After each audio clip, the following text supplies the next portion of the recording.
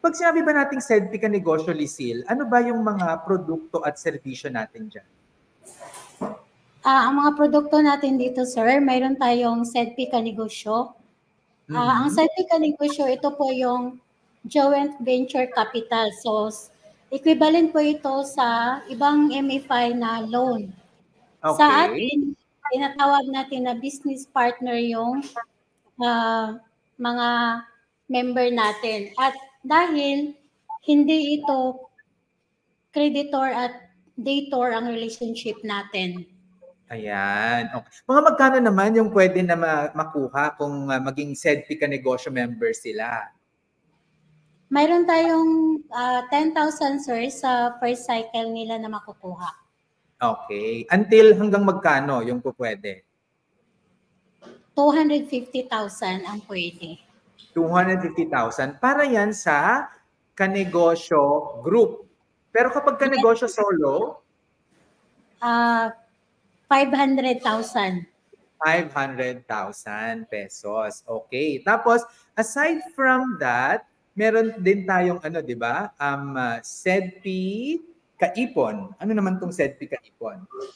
So, ang SEDPI Kaipon, ito yung joint venture counterpart. So, may dalawang klase tayo sa Kaipon. No? Ang una, ito ay ang collateral sa joint venture capital. At ang pangalawa, ito yung tinatawag natin na layaway product.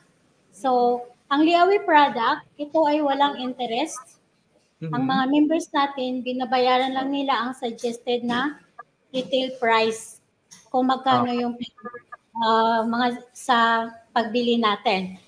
Then, paano ba tayo maka-income nito? Kasi wala tayong interest, di ba, sir? So, di ba, like sa cellphone, ito yung ginagawa natin na yun na layaway product. So, ang cellphone, binibili natin siya na bulk. So, kapag bultuhan ng pagbili natin, meron siyang discount. So, yung discount, ang income natin dito. Di ba? Para hindi na nangungutang yung mga members natin. Kasi lahat na lang, di ba, ng ginagawa nila, bibili sila ng laptop, bibili ng washing machine, bibili ng refrigerator, bibili ng TV, utang, nagiging mahal tuloy. So dito sa SEDPI Kaipon layaway program natin, hindi na kailangan na ganon yung mangyari. Okay. Ano naman yung pang-apat na produkto natin, Lisil? So, ito yung sir, katambayayong. Ang katambayayong ito ay yung damayan, no? Ito ang indigenous na insurance na walang profit. So, i-explain natin ito mamaya, sir, ang sa katambayayong. Talaga naman. Kasi yan yung isa sa mga mga serbisyo natin na talagang inaabang-abangan ng mga members natin. At yung pinaka-excited ako ngayon, ang pinaka-gusto kong pinopromote, ano ang ating pang-apat na produkto, serbisyo? Ito yung SEDPI Kabalay. Ang SEDPI Kabalay, ito yung socialized housing para sa mga members natin. Ayan. So, ilang bahay na yung pinapatayo natin ngayon? Mayroon na tayong pinatayo ngayon sa Bislik, sa Kaguyaw. Quadruplex kasi yung pinagawa natin. So, pwede nang may 4 na tayo na pwedeng kunin sa mga members. So pwede nang maumpisahan, ano? Ayan, okay. So, dahil sa mga produkto at serbisyo natin na to, ilang branches na ba tayo at ilan na yung members natin, Lisil? So, ngayon, sir, mayroon na tayong 16 branches at mayroon na tayong members na 19,957. So, almost 20,000 na tayo, sir, na member dito sa Mindanao.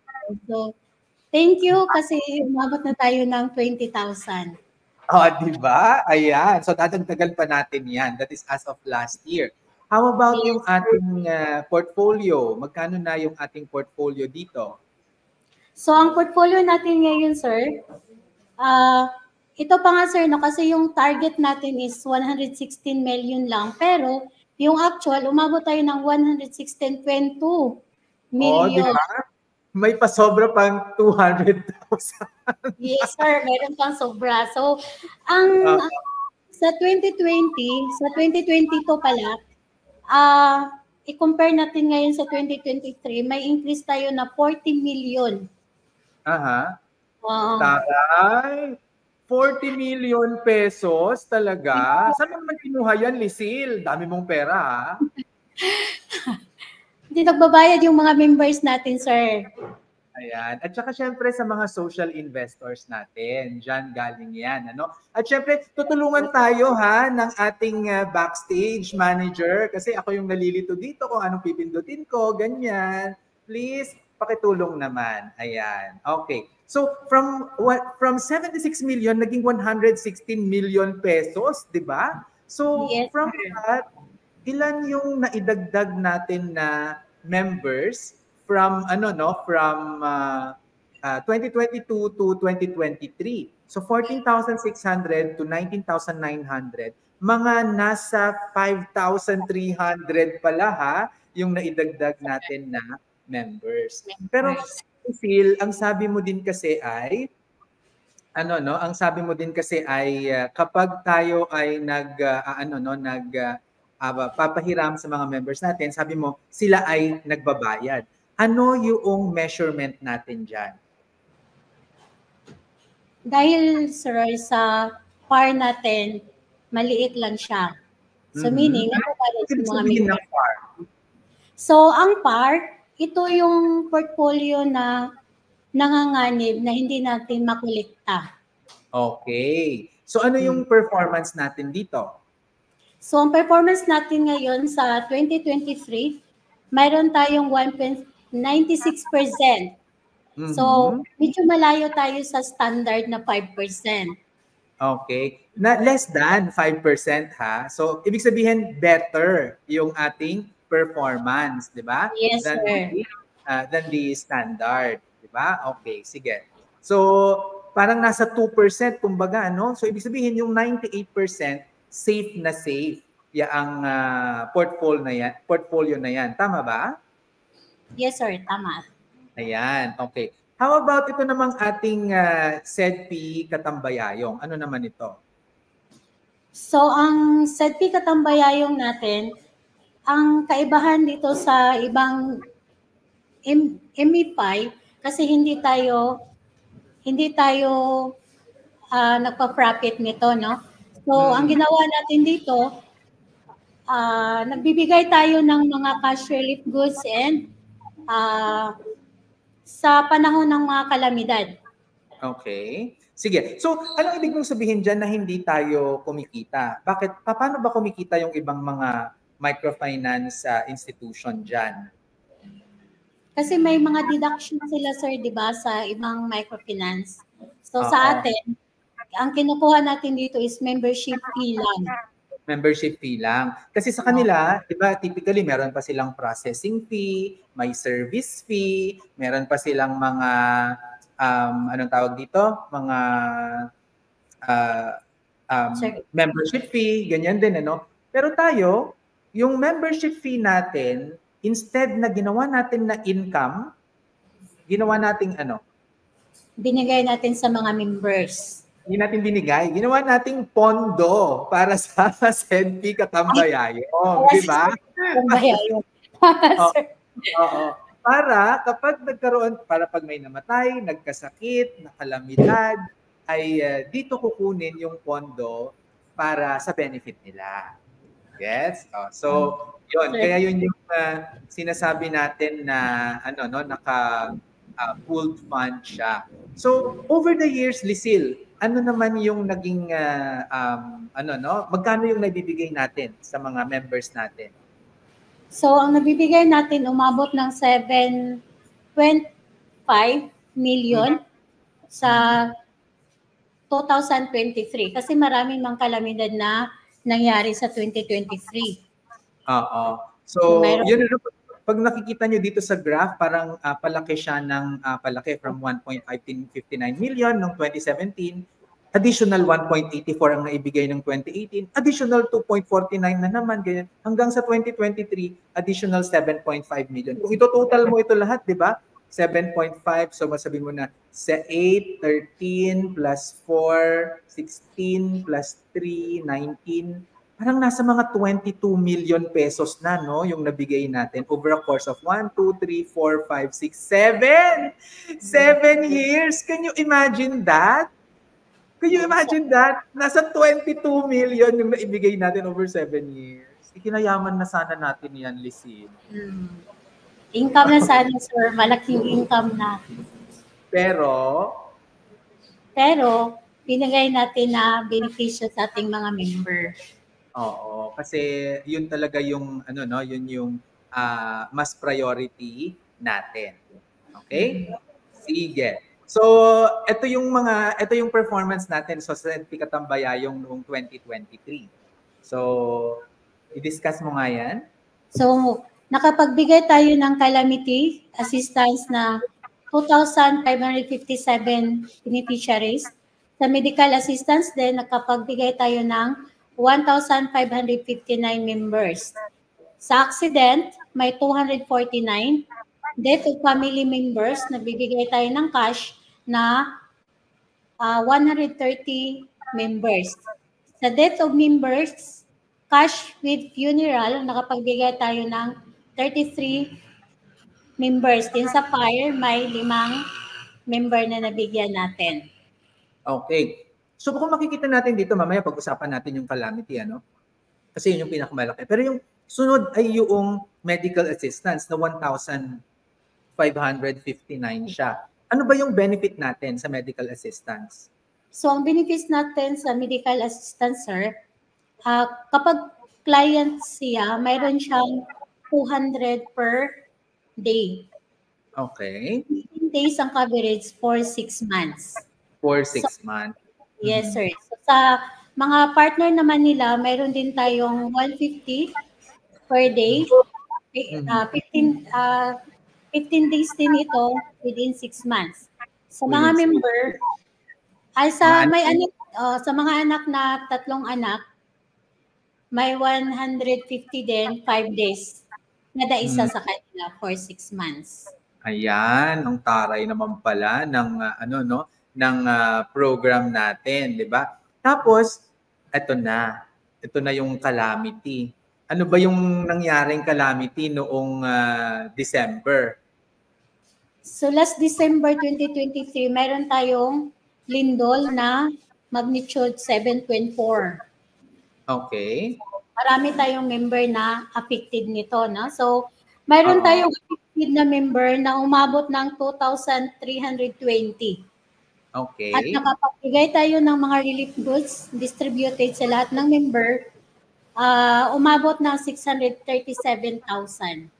Oh my God, 'di ba? Parang actually, kung titignan mo, kulang na kulang pa yung 637,000 pesos na yan, 'di ba? At sino yung kapartner natin dito na tumutulong sa mga calamity? Syempre, meron tayong Katambayayong. Sino pa? Si Senator Risa Ontiveros, sir. Yes. Siya yung partner natin dito. Yeah, maraming salamat kay Senator Risa, no? So ipakita lang natin yung mga pictures nung natin, no? Tapos i-explain mo sa amin kung anong nangyayari. Yan. Wala akong makita, sir. Andali lang. Okay, ayan. Okay. So, ito yung ginagawa natin sa mga branches na affected. Sa Barubo branch, nagbibigay tayo ng relief goods kasama ang liwanag at lingap kay Senator Risa Ontiveros.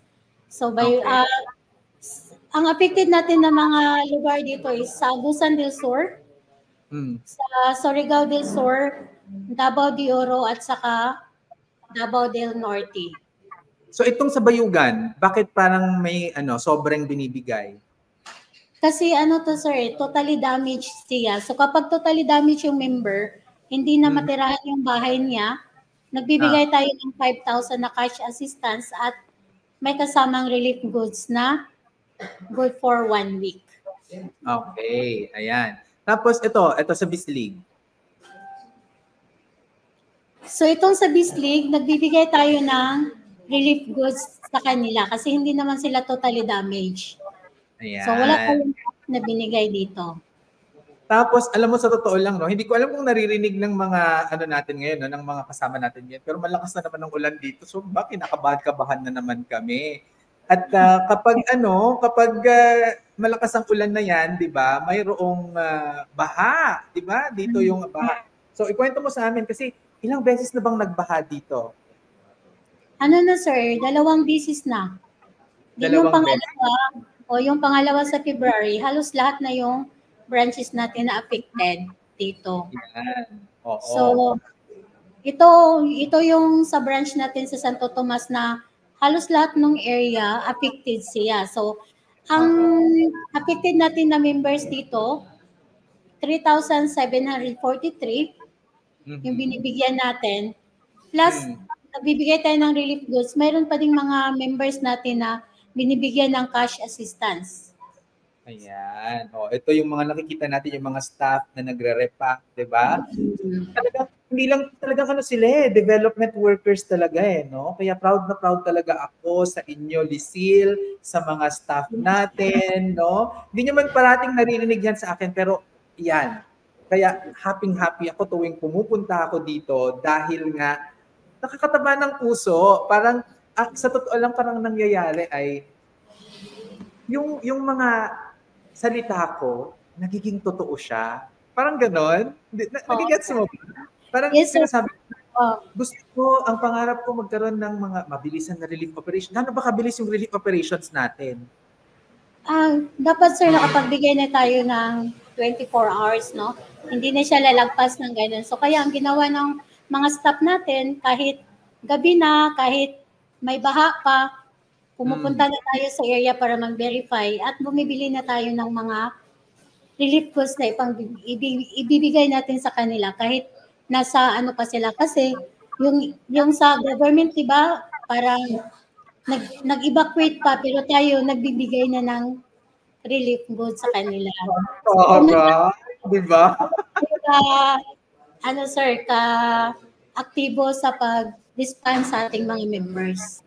Oo. Magkano nga yung nabigay natin doon sa flood? So 3,743. Tapos magkano yung in pesos? Umabot siya ng sir, 1.3 million. 1.3 million, tapos 670,000 noong December. Oh my God, nakaka2 million na tayo, 3 buwan pa lang. So, Lord, tama na please, tama na, no? Kasi sagad na po ang mga members natin. Naku, maraming salamat, Lisil, sa pagsama mo sa akin ngayon dito at binigyan mo kami ng first hand na explanation kung anong nangyayari dito sa ating operation. So, maraming salamat sa iyo. Thank you, sir.